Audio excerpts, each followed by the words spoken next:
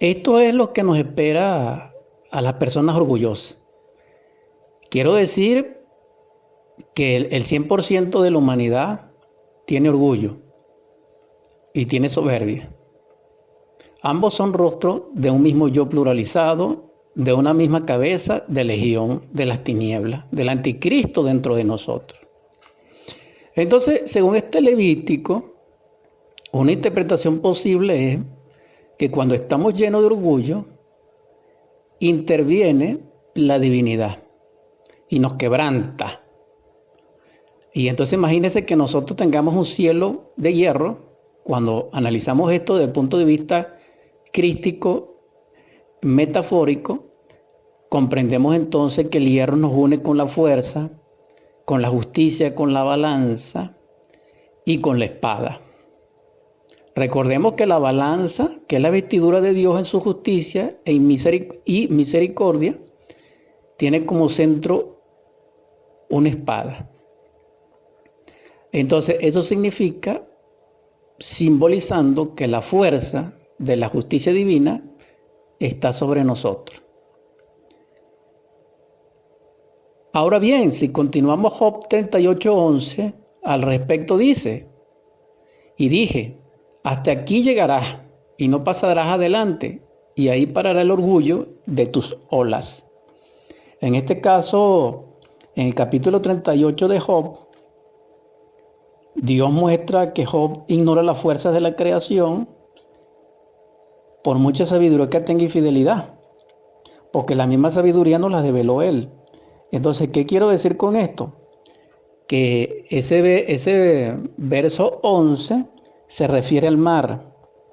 Cuando Jehová, Dios el Creador, es decir, la hueste de los Elohim, o Jehová, se dirige a Job instruyéndolo. Porque si el mar tiene un límite, ¿quién lo decretó? Si llueve y caen los ríos a él, ¿por qué no se desborda? Sino cuando sea su voluntad. Entonces, ¿dónde está nuestro orgullo? Porque si un mar en sí, por su creador obedece, un ejemplo, el Cristo le dice en el Nuevo Testamento al mar que se calme, y el mar fue calmo. Entonces el asunto es, ¿qué quedará de nosotros?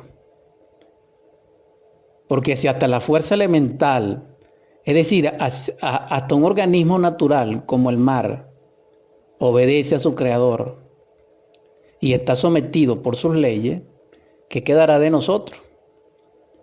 Sin embargo, sabemos que el mar son los sentimientos de las muchedumbres. Entonces aquí Job está hablando de que nosotros somos orgullosos porque tenemos emociones negativas.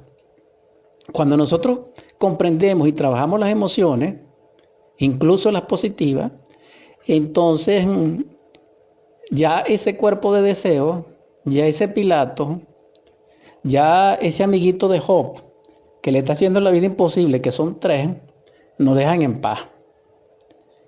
Esto es algo interesante que les invito a reflexionar sobre los sentimientos, emociones, estados equivocados y el orgullo.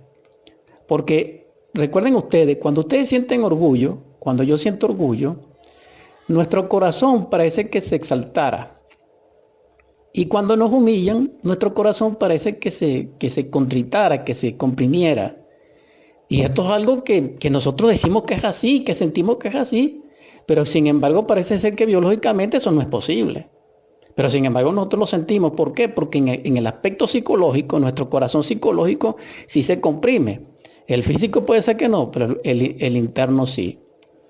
Ahora bien, si continuamos al respecto del orgullo, en estos análisis con respecto a Proverbios 21:4, ampliamos la visión teológica bíblica y psicológica de este asunto del ego, del orgullo que nosotros adoramos tanto. Proverbios 21:4, altivez de ojos y orgullo de corazón y pensamientos de impíos son pecado. Aquí esto está muy claro por parte de Salomón.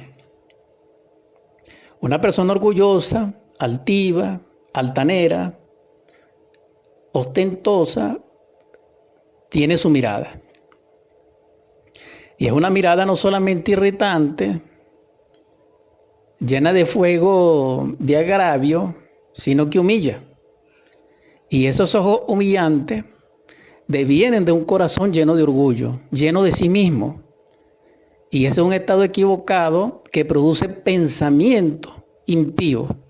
Y para la divinidad son error, son pecado, son defectos.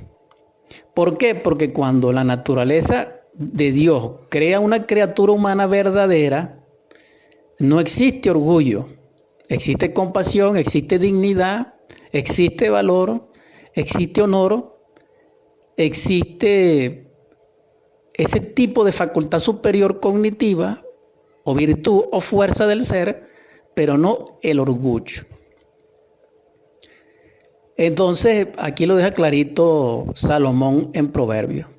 Si continuamos y analizamos Isaías 25:5, dice, como el calor en lugar seco, así humillarás el orgullo de los extraños, y como calor debajo de nube, harás marchitar el renuevo de los robustos.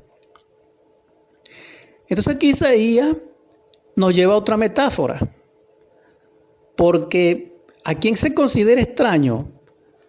Aquel que no pertenece a un mismo orden. Y nosotros sabemos que dentro de la dinastía solar, dentro de la divinidad de Dios, existen moradas de moradas, órdenes de órdenes, o como dijera Pablo, glorias de gloria.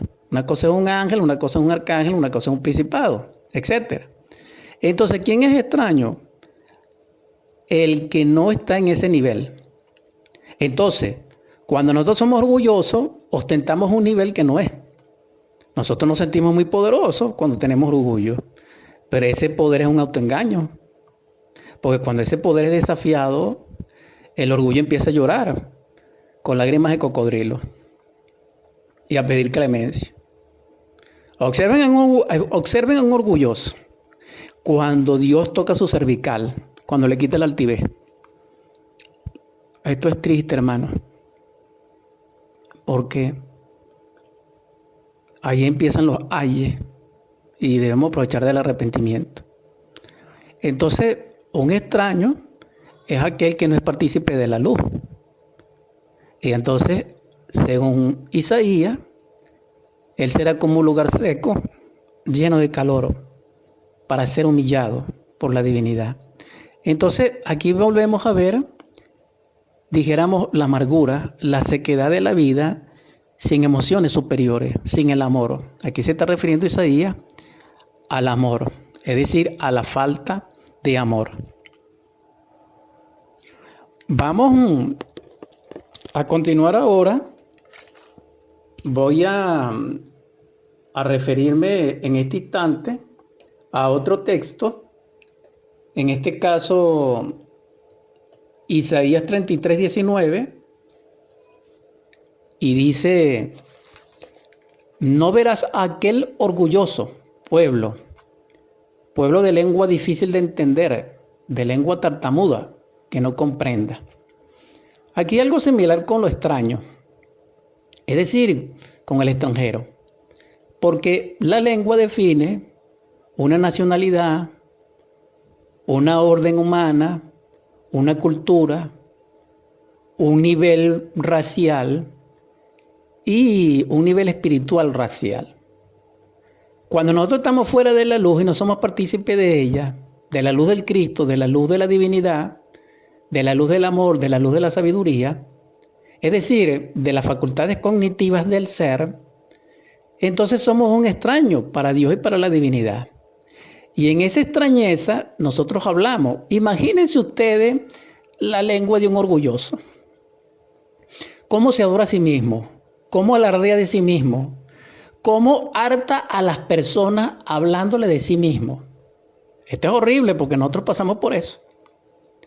Entonces nosotros lo que hacemos es adorarnos a sí mismos, y cada vez que nos adoramos a sí mismos hablamos una lengua tartamuda, porque la gente no comprende lo que se le está diciendo porque está hablando es el orgullo ensimismado. ¿Y qué puede aportar el orgullo sin humillación?